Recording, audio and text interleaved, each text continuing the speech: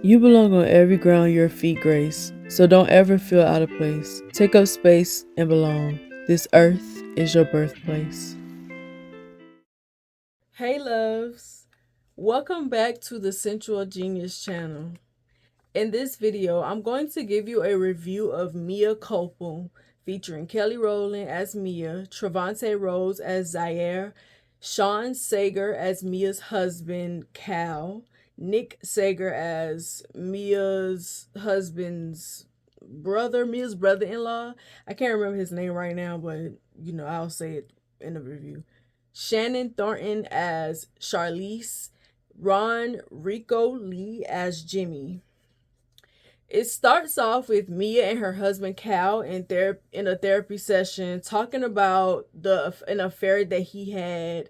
She brings up his relationship with his mother and how it's been more a part of their marriage than anything else. She shows up to the birthday dinner for her mother-in-law and she's immediately being rude. Her mother-in-law is immediately being rude to her. She invited some girl, like one of Cal's ex-girlfriends or whatever, and tells the girl to sit beside Cal while Mea sat beside Charlize. Like, she was just being very shady, very nasty, very caring because she was a white lady. They go to exchange gifts. Mea and Charlize are talking amongst themselves. Charlize mentions the mother-in-law drinking, and Mea says she's always drinking. Charlize's husband seems like he comes off as like abusive, the way that he talks to her and stuff like that. The family just seemed weird to me. They seemed cultish, if you understand what I'm saying. Y'all know how like people in cults, they all like talk the same, they move the same, they have the same mannerisms, like it's robotic kind of. That's what his family was giving to me, especially the mom and brother. Like, they were very weird. The relationship between them were very weird. But at the same time, I feel like when I first saw this, I didn't know what was going to happen, but I knew that it was going to be because of them. I knew they were going to be the people that did something. And I don't know if that's a good or a bad thing. Like, when you're writing what's supposed to be a romantic suspense movie or whatever, I don't know if it's a good thing for the for us to look at it and already know that it was going to be the mother and brother that was going to do something. Like, whatever was going to happen, they were the culprits. Like, I just knew it just based off of their energy towards her, just based off of the way that they acted, their look, everything. Like, I just knew they were going to be the culprit. Mea doesn't seem to like her brother-in-law, rightfully so. He doesn't seem to like her either. In the next scene, Mea and Cal argue over the expensive watch he bought his mother. And then they also argue about Jenna, the ex who his mom invited to the dinner. Excuse me if y'all hear grass being cut in the background. He tells her he doesn't care about Jenna. He just wants to make his mom's last days happy. And like, Cal seems to be wrapped around his mom's fingers, and every time Mea brings up something, he always bringing up that his mom is sick. It's not an excuse for your mom to be trash, for her to treat your wife a certain type of way just because she's sick. Actually, she should be nice because she's sick. But anyways, he tells Jenna, he tells her he doesn't care about Jenna. He cares about making his mom happy during his last days. And he tells her that Jenna isn't her. No one is her. Like, I want you. She isn't you. No one is you. So you don't have to worry about nothing. But you cheated. So was the other lady me? Like, you already cheated on me. So was she not me? Was she me? I don't know. In the next scene, Mea gets to work and Zaire is in her office. He says he didn't kill his girlfriend. They're trying to frame him. They're trying to ruin him. She asks whose day, and he says the DA. She tells him her brother-in-law is working the case, so it's a conflict of interest. She tells him she'll take a look at what the prosecution has and she'll get back with him. He asks if that'll be today, but doesn't wait for a response before he tells her to unlock her phone so he can put his number in it. She seemed to be kind of like turned on by his assertiveness, but it doesn't work on her. Like, she still doesn't give him her phone. She tells him to leave his number with her secretary on his way out, and like he walks out. In the next scene, Mia meets with Charlize for a workout. She tells Charlize that Zaire came to see her and wants her to represent him.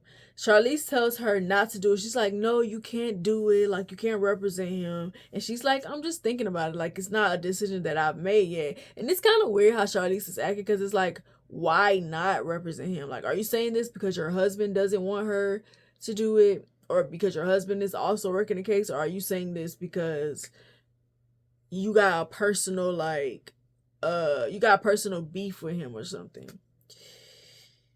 At home, her husband sees her reading the case and tells her not to take it. His family is being really weird, and I know it's because the brother is working the case, but the way that they're acting is like they know this man personally. Like, no, you can't work with him, you absolutely cannot. And he's like in her face, like, you're not gonna do it. I'm your husband, you gonna listen to me, you're not gonna do it.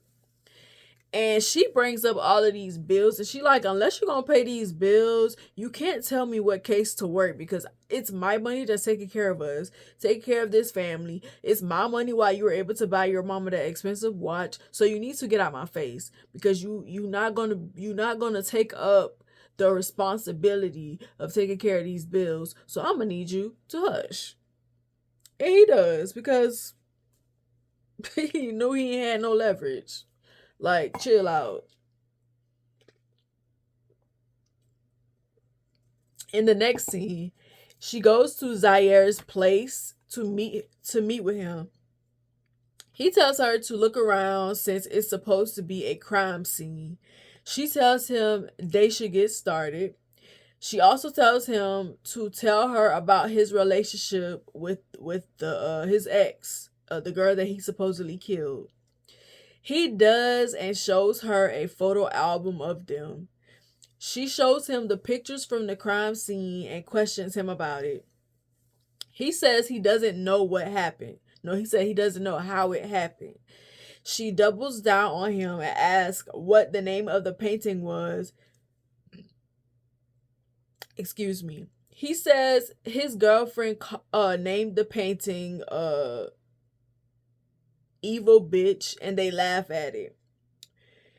And I guess the reason why she asked him, like, what's the name of this painting, because that was in the notes, like, they knew, and it was a painting of her and her blood. I'm sorry. During her murder, her blood is splattered on the painting. So they try to kind of make it seem like he did it as a vendetta. He killed her, and he kind of made it art. He kind of made her murder art, her because her blood splatters were on it. My bad, I can't talk right now. Because her blood splatters were on the painting, and then the painting was named Evil Bitch, which is, I guess, something that they felt he named the painting that for revenge. And he was like, she named it that, and she thought it was funny. They laughed at it. She plays a recording of the girlfriend talking to, was it somebody in her family, somebody, about him, and telling them that she was scared of him and some of the stuff that he's been doing and stuff like that. He says that it's fake. He says the recording is not real. She asks him what happened, and he says he doesn't know. He's like, I don't know. I told you I don't know what happened. She tells him he has to tell her everything, no matter how uncomfortable it is. In the next scene, she goes home to see her mother-in-law in her kitchen cooking. They sit at the dinner table, but Mia isn't eating until her husband guilts her into doing it by telling her his mom came over after chemo to cook for them. His brother is there as well. The camera, like, at first it doesn't shows him, but the camera pans on him, and I'm like, okay, why is this nigga always around? I just kind of feel like Tyler Perry wanted us to know that they did it. It's like, I don't know what his thought process is when he's writing his stuff, but it kind of felt like he wanted us to know these are the killers. These are the killers right here. These are the people who's responsible, because of the way that they were acting, and they were acting like this for no reason. Like, it could have been a relationship between her and Cal's family that was kind of like there was animosity there without it being what it was. Like the brother showing up at the dinner, and like not just him showing up, but the way that the camera panned on him, it gave this is the killer, this is the culprit. It gave these are the niggas that did it. Y'all don't even gotta look at the rest of the movie. These are the niggas that did it. And we don't even know what happened yet, for real. But the brother ends up being there. They're there to talk her out of representing Zaire. And they're like being very aggressive toward her. Like a very cultish way. Like, no, we've decided that you're not going to take this case. And I'm like, we've? Who is we? And who are y'all to decide what I'm going to do with my job? Like, and you know what? They're trying to talk her out of representing Zaire because the brother is running for mayor, and they want to use Zaire's case as like his they want to make an example out of Zaire so they can use it as like his like driving force for him to run. Like he gets the criminals off the streets, whatever. Y'all know the typical slogan that mayors want to run with, that they clean the streets, and the streets are they clean the streets from all of the bad people and the gangsters and the all of the stuff that's going on in the city that's not supposed to be going on.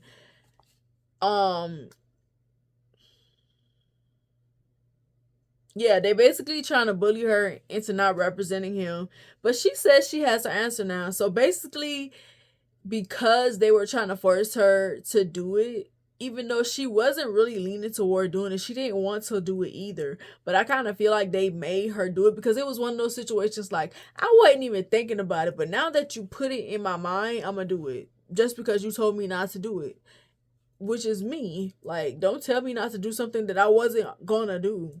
Now you about to make me do it because I wasn't gonna do it first of all. But she tells them, I got my answer now, but she doesn't tell them what it is. It kind of pans off. And like from that scene, you know that something is 100% weird about Cal's family. And he just seems to be like a little boy. Like whenever he's around his mom and his brother, he turns into a kid. And it's very unattractive. I understand why she is unattracted to him. Um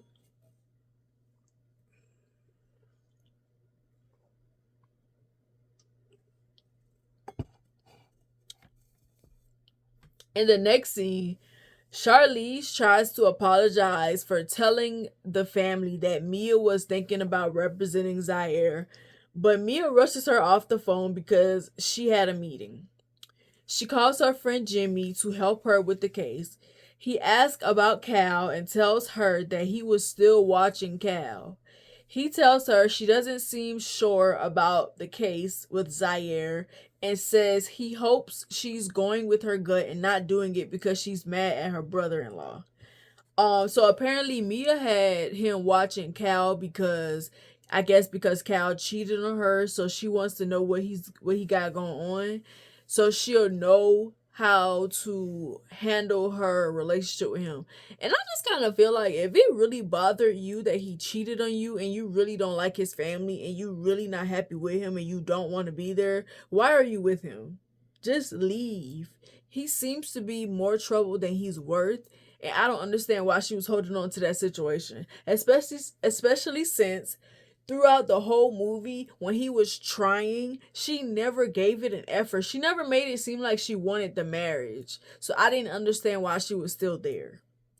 But whatever. In the next scene, Her brother-in-law and her go before the judge to get the case approved because it's a conflict of interest because they know each other and they're on opposing sides. He tries to tell the judge that she's only doing it to spite him because she's mad at him for a family dispute or whatever. But the judge approves it anyway and the brother-in-law is pissed. Jimmy and Mia go to question Zaire, and Jimmy brings up what an ex said about their sex. He's making Mia read what the ex said about him, talking about the type of sex that they had and how he was like very aggressive and he spit on her and he's very abusive when they have sex or whatever, and that she doesn't like it or whatever, but he like really is freaky whatever. Jimmy makes Mia read it, and it's kind of weird to me that he makes her read it. I was like, why wouldn't he just make Zaire read it? I feel like whenever you're almost movies, when it comes to uh a suspect being questioned about things, they usually make them read it or they themselves will read it. But he made Mia read it, and I didn't understand that. Jimmy kind of made me feel like he was in on whatever was going on too, because his behavior was very weird the in the movie as well, and it was kind of like uncalled for. And I guess Tyler Perry was trying to throw him in as another suspect so we would think that he had something to do with it too, to kind of throw us off, but he had already told us who the people who did it was from the beginning. So it didn't work in the way that I feel like he was trying to make it work, like make us think that Jimmy was the reason why. I mean, Jimmy probably had something to do with it as well because of the things that he kept doing. But hey, Jimmy's character was so weird. It was so crazy to me to see actors who have been acting so long and who are actually good actors, just like their performances were so flat to me. I was like, what is going on? Every single one of y'all is trash in this movie, because to me the acting was subpar with actors who were actually good at acting. Like, I don't know, because what his name is, the dude from off of Sister, the dude that played Jimmy, amazing actor. This nigga has been acting since he was a kid. Why is he not selling us this role? He was just weird to me, and it was uncalled for. But he claims that the woman was his ex, who was the woman who wrote the thing was the one who was actually kinky. He never liked the kinky sex, but he did it because she liked it and it was her who wanted it. And the only reason why she said what she said was because she's bitter that things didn't work out with him or whatever. Basically, she's a bitter ex who's trying to make me look bad. Mia asked him, did he do the same things with Heidi? And he says he didn't. He says Heidi wasn't really that type of person. She was more sensual and soft and like, gentle. So she didn't like that type of stuff. That's why he liked her.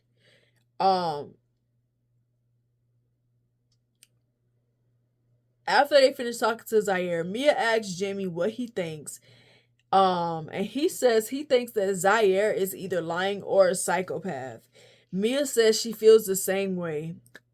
Zaire is on the balcony smoking weed, and Mia tells him, like, while she's talking to Jimmy, he's smoking weed, and after she wraps it up with Jimmy, she goes back to talk to him. He's on the balcony smoking weed. And Mia tells him he shouldn't be doing it because they can drug test him at any point.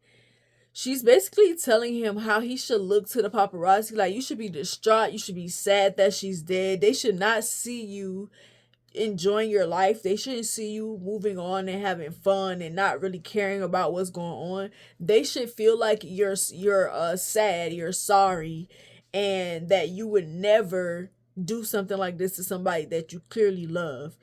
He tells her he's in hell, and he tells her he isn't a womanizer. He just likes to give his women pleasure. And I don't know why they keep trying to like go back to sex between the two of them, but whatever. But he said he's never hurt anyone. He says he does wild things sometimes, but only to bring pleasure. She tells him try not to worry and she leaves. She calls Jimmy and asks for an update. He tells her there's no sign of Heidi or anyone by that name and either her family, and also there's no sign of the story in the Dominican Republic where he went to look for her. He thinks something is off, but asks for a few more days to have a full report. He tells her about some woman named Renee Carter who's on the witness list. He said he spoke to her on the phone and she says she has a lot to say, but she won't speak to him on the phone. So he'll see her when he gets back. In the next scene, Mia's husband reminds her of their honeymoon and asks, while she's getting ready for work the next morning, he like goes into the bathroom and like starts talking to her about their honeymoon, and he asks her if she remembers like what happened, like she remembers their honeymoon, and if she thinks that they can get back there. He takes accountability for their relationship being where it is and apologizes for it being that way. She kind of like ignores him and tries to brush it off because it's, yeah. On one end, it seems like she's fed up with him, but on the other end, it seems like she kind of wants things to work out, but she's afraid that he's going to hurt her again or something. But she kind of like brushes it off and tells him like, I gotta get dressed. In the next scene, Mia asks Zaire about Renee and he says she's a bitter person.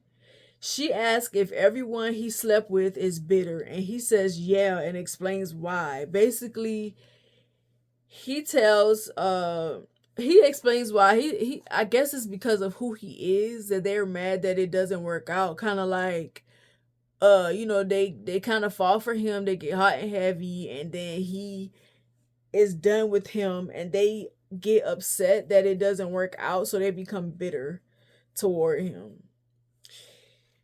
Then she tells him then he tells her about Renee. He says that Renee was an art dealer that gave him his first opportunity, but it didn't work out, so he left her when he got some traction. Like when he got big, he left her, and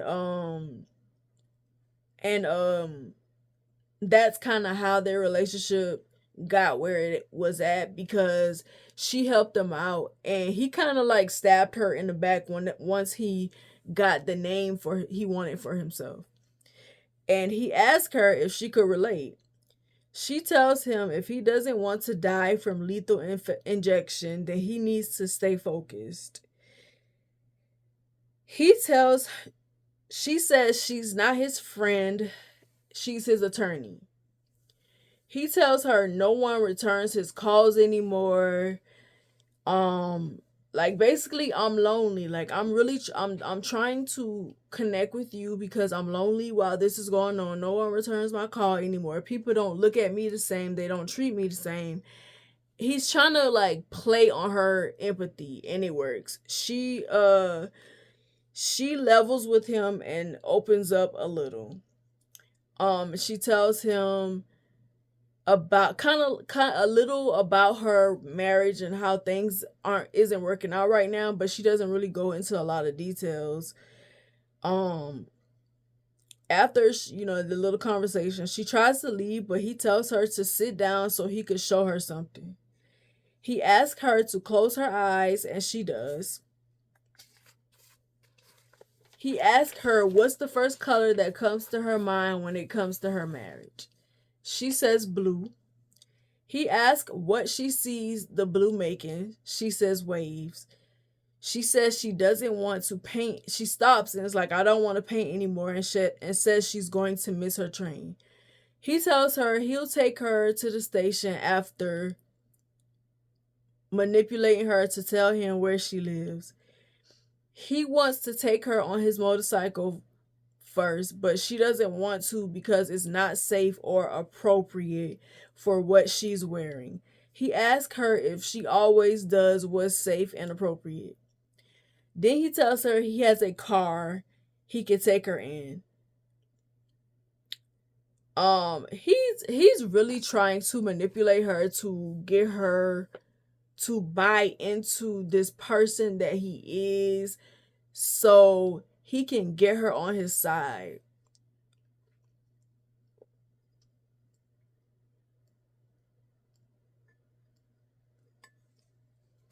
And I feel that he feels the way to do that is through making her fall for him. And the manipulation is working. It's basically working, but she's still trying to fight it. Um on the train ride home, she fantasizes about him. She fantasizes about him on the train ride home, and I don't really understand why. Because the scene between them when he told her to paint, it didn't give sexy to me. It didn't give attraction to me. It didn't give, it just didn't give connection to me. I didn't feel any of that through that interaction. It just gave, like, they tried to make it that, and they didn't land it. It wasn't believable to me. And honestly, throughout this whole movie, I never saw an attraction between the two of them. I never saw it. So it was weird to me how he kept saying stuff like, he was saying stuff to her like, I know you got feelings for me. They didn't spend enough time together. They didn't open up to each other enough. There wasn't enough intimacy between them. There wasn't enough sexual chemistry between them. There wasn't enough sexual attraction between them. There wasn't an emotional connection between them. There wasn't a I just didn't understand. It's like they just were trying to force this relationship between them that wasn't there. Like, I didn't see it. He just kept saying it, and I'm like, bro, she's not attracted to you. I don't see it.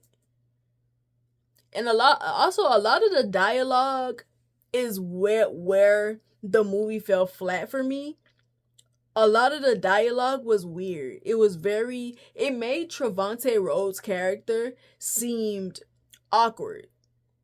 Trevante Rhodes is like one of the sexiest men in Hollywood.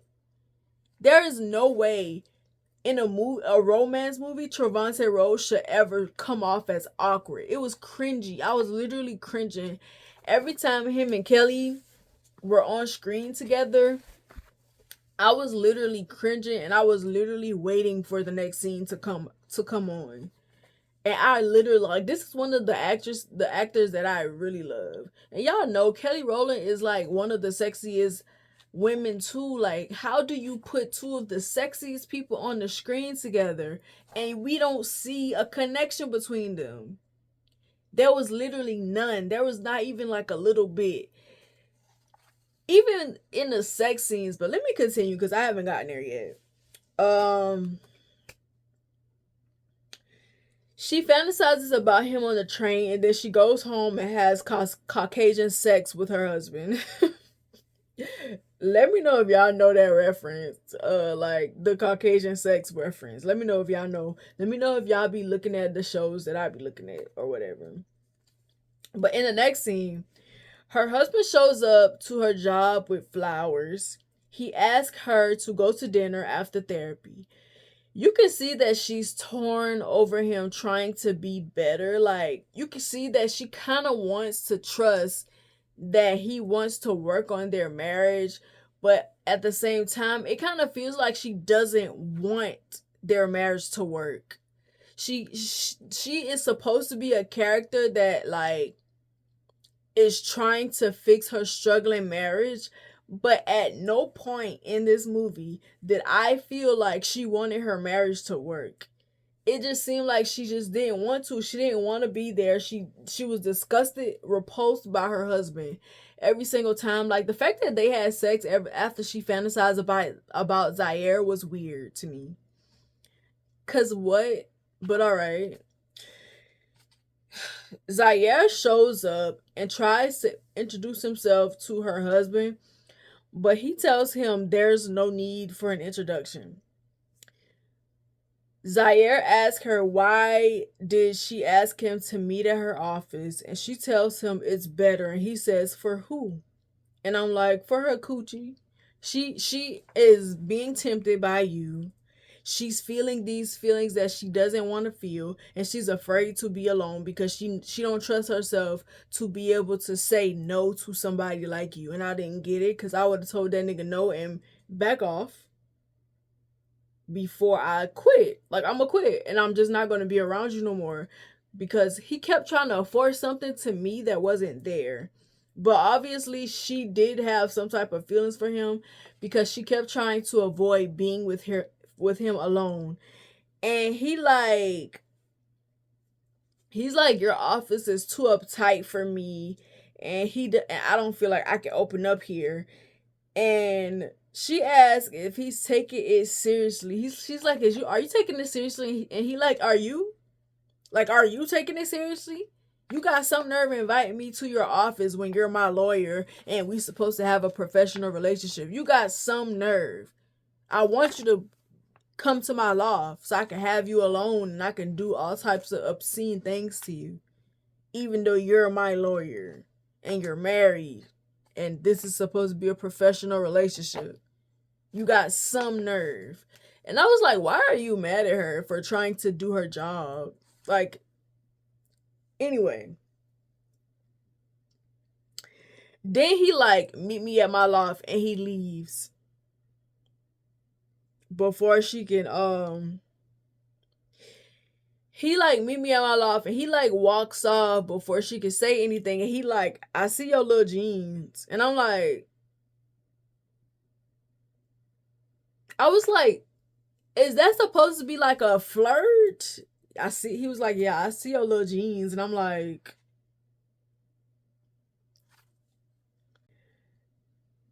romance may not be Tyler Perry's genre. I'm gonna give him grace. I'm gonna give him the benefit of doubt, and I'm gonna say maybe it's that romance is not his genre, romantic thriller, whatever you want to call this, because this is romance, suspense, romantic thriller, whatever you want to call this. It just doesn't seem to be his genre.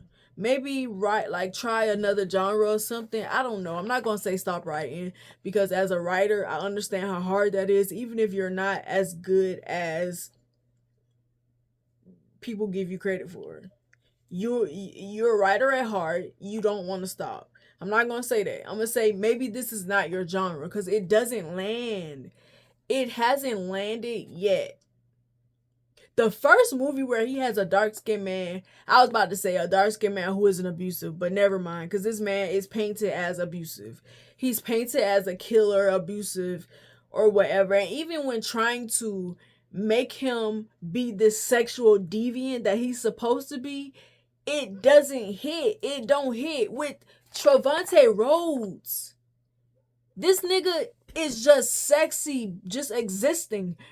I didn't get none of that from him from this movie. It pissed me off. It really did, because Trevante Rhodes is like, his sex appeal is just there. Kelly Rowland's sex appeal is just there. They don't have to try. Yet every time I saw them together in this movie, I cringed. I literally wanted to go to the next scene every single time. Every time they tried to have some type of connection between them, I cringe, and I was like, I was frowning at Trevante Rhodes, bro. I was like, ew. He just seemed awkward. The character seemed very robotish, and I don't know. I can't even put my hand on the characteristics that just made him unattractive to me. This man is so fine. I don't know. I just couldn't see him as the person that I usually see him as when I see him on movies. Trevante Rhodes was fine in Bird Box. I hated that movie, but he was still fine. In a romantic relationship with Sandra Bullock, for Christ's sakes. You couldn't make him sexy with Kelly Rowland? That is crazy to me. Like, crazy. He really was giving. He was giving Sasuke from Naruto. And if y'all don't watch anime, then y'all don't know what I'm talking about. But that's what he was giving. And I hated it so bad. I hated it so bad. Because I hate that character. But letting him comment on her jeans as like a what? A dig? What he's supposed to be like? Was that supposed to be a compliment or a dig? Because I didn't understand which one it was. Like, I didn't understand if he was trying to insult her or compliment her. Stop writing these scripts by yourself, bro. Let other people in that room with you. Cause this is uncalled for, bro. You could put these two on the screen together and tell them to improv, and it would be 100 times better than this movie was. This is disgraceful. I'm sorry. It's disgraceful. I really be trying to give these movies a chance, even though across the board they just be sucking to me. Aside from Temptation and what's the thing with Taraji in it? Acrimony. The movies don't be moving to me. Okay? But we give you grace because you have that you've built this platform to showcase black people in a way that we are not able to be showcased on TV and stuff like that. You have the platform, you have the connections, you have the money, you have the resources. There is no excuse for movies to be trash like this coming from you. No excuse. It really is uncalled for. But I'm gonna continue. Anyway, she shows up to his loft the next day and he tells her he finds her attractive immediately out the gate. Like, she didn't show up the same day because she was trying to keep her distance. And like, when he saw her, he like, I find you attractive. Then he starts reciting poetry to her like he's Darius Love Hall or something. You're not Darius Love Hall, but he could have been if this would have been executed properly. He could have been. But the way he was delivering the lines just, it's just weird. Like, the character was weird. I didn't know if like he couldn't get into the role or what, but it was just weird to me. There was no passion there. There was no sexual energy, no type of, it was just robotic, slow robotic. I was questioning the nigga's intelligence the whole time. Is this nigga slow? I was saying, is this nigga slow the whole time? And I know that man not slow. Like, it was weird. The dialogue was weird. The movie, I had to stop at a certain point. When I got halfway, I had to stop because it pissed me off.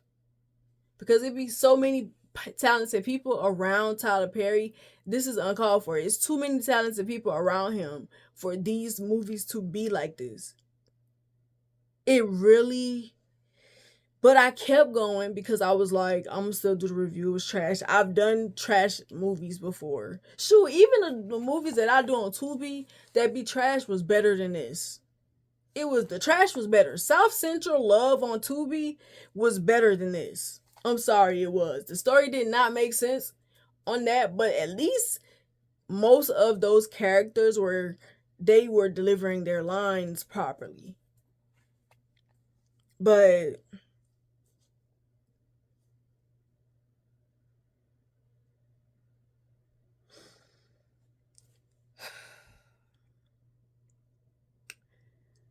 instead of responding to his remark, she starts reading headlines about him.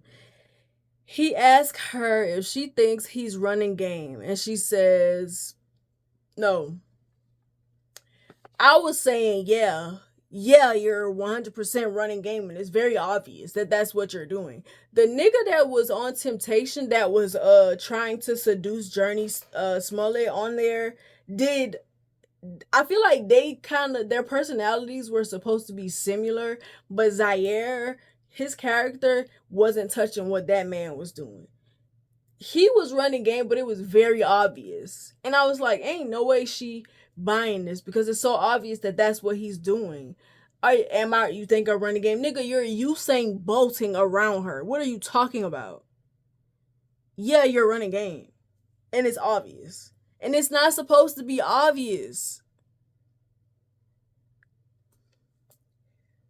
He asks if that's what she thinks of him, and she says it doesn't matter what she thinks. It matters what the jury thinks. He tells her he wants a new lawyer because everything in her face and body language says she's attracted to him, but she won't admit it herself, so he can't trust her. What does this have to do with her being a lawyer? Yeah, her face and her body language does not show that she's attracted to you. I know it's supposed to, but it doesn't. It literally does not. I don't know what you see. And like, what does that have to do? Like, the dialogue was so terrible, bro. Your face and your body language tells me that you're attracted to me, but you won't admit it, so I can't trust you. So I need a new lawyer. Okay.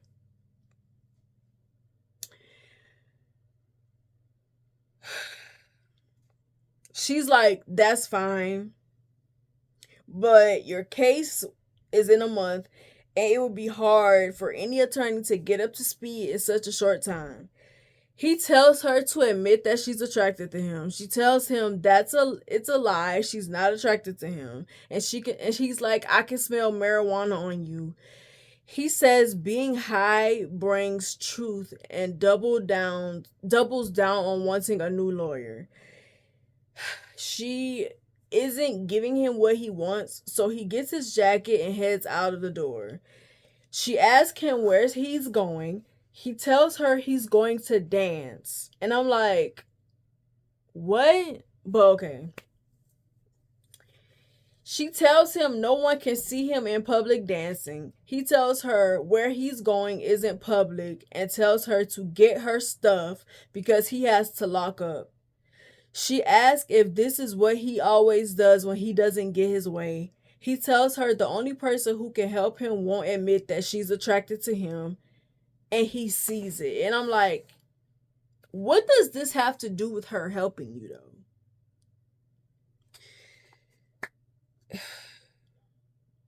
He says he sees her breathing change when he looks at her, but she's trying to play big girl. And he's like, I see you, big girl. And I'm like, please get this nigga off the screen. Please. Because what is that? What? Instead of going home, she follows him deeper into the parking garage, and like he goes into like a parking garage and they end up at a sex club. Like, while she's peeking inside, this man walks up behind her and says, "You want an F? I got X." And I turned it off. I was like, no way I'm finishing this movie. There's no way that Tyler Perry is playing in our face like this. No way. There's literally no way that he just made that man get on set and say that stupid line. Tyler Perry, please go watch some old romance movies because you need help. I swear to God. I had to watch the movie in 2 parts. When I got halfway, I stopped it. I just refused to give this movie 2 consecutive hours of my time. I refused.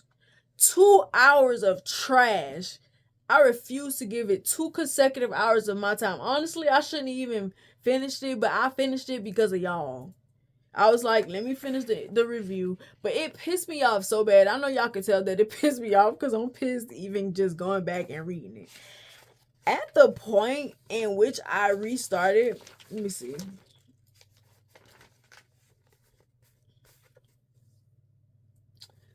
So when I cut it back on to finish the second half, Mia gets home after the whole thing that happens with Zaire. And when she gets home, Cal is playing the game and it annoys her because, nigga, you're not working. Your family is getting on my nerves and you got the nerve to be sitting here playing the game. Wow, I'm getting sexually harassed by a nigga who keeps telling me that I got feelings that I don't got for him. You got to the nerve to be playing the game while I'm getting sexually harassed.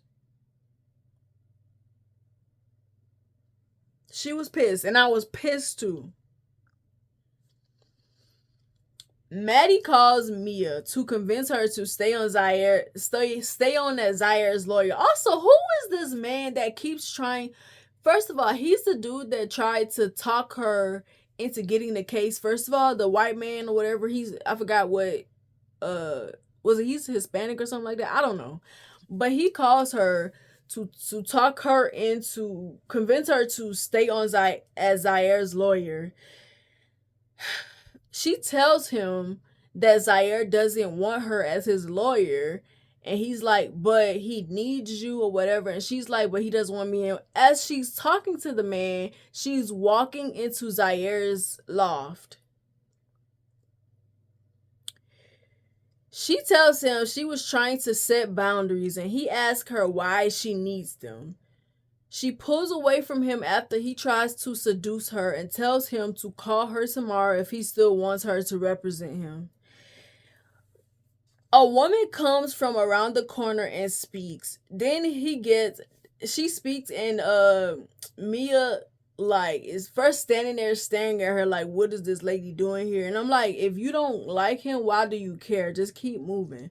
So she tries to leave, but he ends up going with the lady and he's getting head from the lady while Mia is leaving the elevator. Like, she's staring at him while the lady is on her knees giving him head while she's coming down from in his elevator or whatever.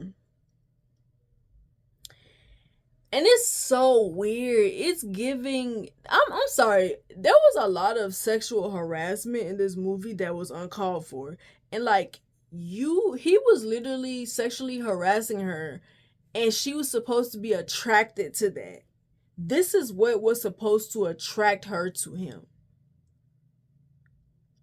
And then the lady that's giving him head is stale. It's stiff, it's stale, it's unseasoned. They put mayonnaise and raisins in it like they do potato salad. And you wanted us to like this. It was a terrible scene. It was uncalled for too. The stuff that he was doing was so uncalled for, bro. But anyways, she goes to her car and she calls Jimmy. No. She goes to her car and Jimmy calls her. She sounds sad, so he thinks it's about Cal and the girl he saw Cal with. He sends her the picture and gives her the hotel and room number. She's speechless and he's like trying to call her like, Mia, I'm sorry, I'm sorry, whatever, Mia, are you okay? He tells her he's coming to her when he gets back. She tells him she'll call him back and goes back into Zaire's loft. Zaire is still having this stiff, uninspired, unseasoned sex with the girl that he was with before she left. But when Mia comes back, he makes her get up and leave. The scene is so unsexy. I actually felt violated while watching this scene. I felt violated. I really did. Mia and Zaire starts kissing after he finishes having sex with this woman. You go from this stuck-up woman who gets anxious around the topic of sex, puts her in an environment with this man who's supposed to be overtly sexual, places her in the same room as him having sex with a lady that she does not know. She leaves, gets word that her husband is cheating, goes back and kisses this man who just got done having sex with somebody else. Make this make sense. It doesn't. She would never have sex with this man after seeing him have sex with another woman, but okay.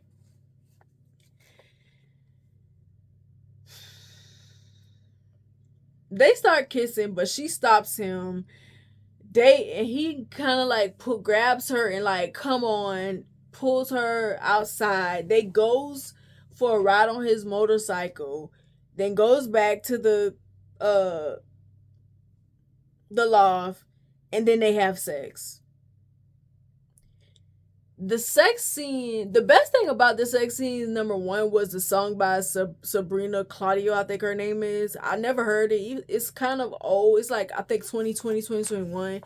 The only thing y'all did on this movie is put me onto a new song. That's it. The sex scene, if it would have been executed properly, it would have been a dope sex scene, but it wasn't. They literally forced us to look at paint drip down Trevante Rhodes' butt crack. They made this man get paint down his butt crack on TV for no reason. Because it was not sexy, it was not attractive, it did not turn nobody on. It was cringy. He was performing for his life. He had paint in his butt crack. He was performing for his life. And it didn't give anything. It gave, I'm not really getting no parts, so I ain't had no choice.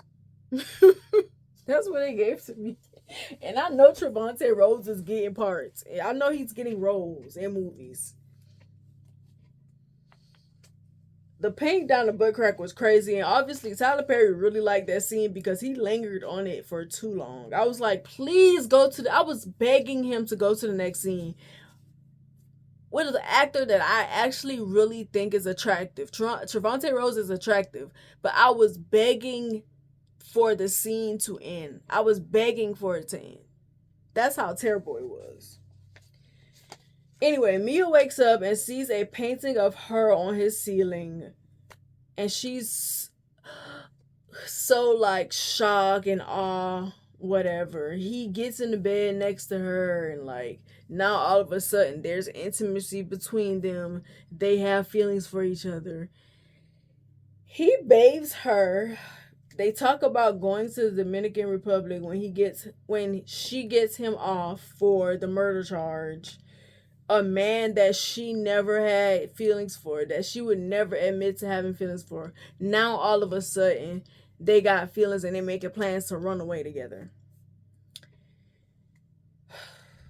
Cal and Charlize shows up at her job because she didn't come home. Cal is upset, but Charlize tries to calm him down. She mentions that Azalea felt bad, so they took her to a hotel so she'd be closer to the hospital. Mia realizes that Jimmy made a mistake when she asked them for the room number, and she says 714. Charlize leaves after Cal tells her that he wanted to talk to Mia. Cal tells Mia that he's trying and he thought they were doing better. He asks her what's going on, and she says she's sorry. She asks if they could go to her office and talk, and he says no and leaves. Mia tries to quit as Zaire's lawyer, but he won't let her. She still does, though. She talks to Jimmy about what happened, and he tells her he doesn't judge her. He talks her back into being Zaire's lawyer, and he tells her that he's sorry for making the mistake and telling her that Cal cheated and that this was his fault because he thought that Cal was with another woman, but he made a mistake. And I'm like, he's supposed to be the best PI in... were they in Atlanta? Was it Atlanta? I think it was. And you mean to tell me he makes this type of mistake? Sure. But at the same time, I feel like they were trying to make it seem like Jimmy had something to do with this. So this is their way of doing it. It doesn't go well, but whatever.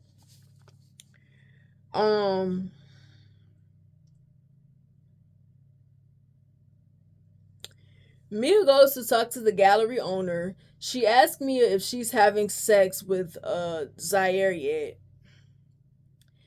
Mia says she begs her pardon and answers her basically answering her own question instead of just being like, she was like, I beg your pardon, like she like, yeah, you're having sex with him. Mia asks if he was ever violent with her, and she says no because that's not how a snake works. She gives Mia a play by play of how things happened between them, and it was the same thing that Zaire did to Mia. Um, the gallery owner gives me a play by play of what happened between her and Zaire, and it's basically the same thing that happened between him and Mia. Um,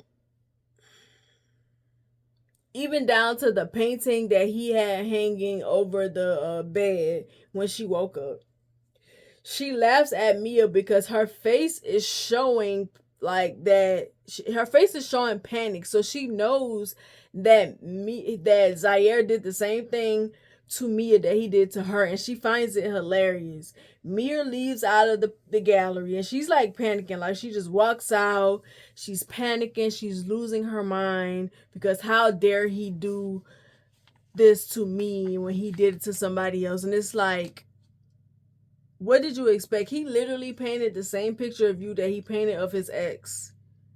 You should have known then that he was using his old tricks. And the nigga is a player. They use all of their tricks on each woman that they play. Okay, you're not special. She thought she was special though. Mia goes to Zaire's place to check the canvases over the bed and reveals paintings of other women. The painting of the girl has "Die B, You Ruined My Life" on it. He tells her he did it after the fact, but she doesn't believe him. She tells him she quits and he says he needs her. He says he only has one card to play after they had sex, and she thinks he's talking about telling her husband. So she says she'll do it herself. He tells her that's not what he was talking about, and he says he loves her. She tells him he's full of shit, gets in the elevator and has a temper tantrum until he starts it. She like, start the elevator, like screaming at him, start the elevator, and like stumping her feet, and like, it was, Kelly Rowland should actually be embarrassed that they made her do that. It was so stupid. She might as well have to just get on the floor and start screaming and throwing her fists around and rolling all over the floor. She might as well have to do that because that's what it looked like to me. Cal and her go to his family's house, and his mom and brother are standing like they're in a cult. He whispers something to Cal, and they all look at Mia. Charlize is sitting down like a child that is getting snitched, that just got done snitching on her sibling. Mia tells Cal that she needs to talk to him, and the brother asks why she couldn't tell him on the hour ride to their house. She asks if she can speak to Cal alone, and the mama tells her she can say what she needs to say in front of all of them. They try to make her feel bad, saying she did Cal the way she did him after all he's done for her. His mama comments on her suits, talking about like, after everything he's done for you, you do this to him. All you want to do is buy expensive suits, and I'm like, what are you saying? I will say that was the best thing about this movie. Her suits, the way she was dressed, was the best thing about this movie. But what was the point of her saying that? There was really no point.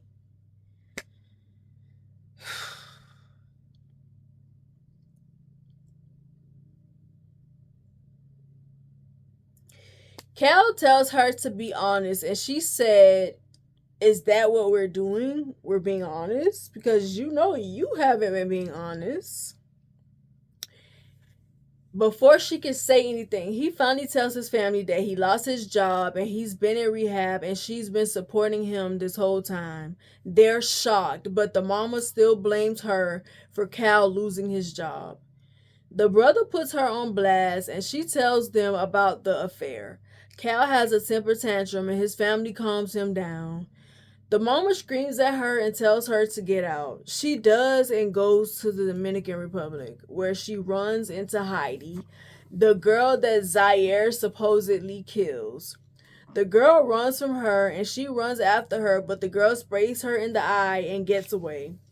The first person Mia calls like a fool is her brother in law.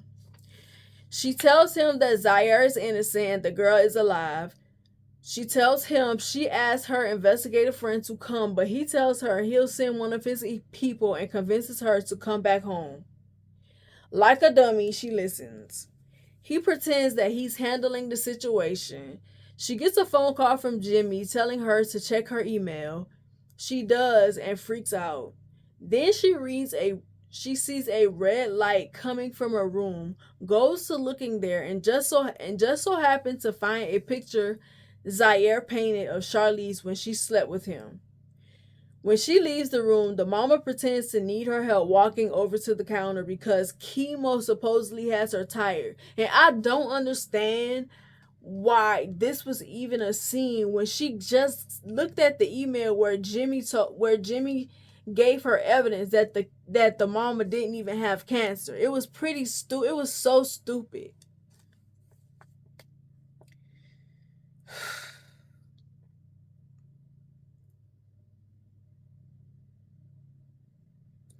While Mia is helping her, she knocks Mia's phone out of her hand and breaks it. The brother fixes Mia a drink and tells her to drink it.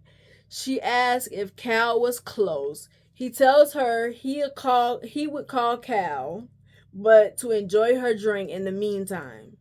She tells him to check his email. He checks his email and acts shocked at first. Then he asks his mom if she had cancer. The mom says no, and she's like, tell her why. And he reveals that he knew, and they set her up so he could run for mayor. They revealed that Charlize slept with Zaire. Mia tells Charlize to get the kids so they can leave.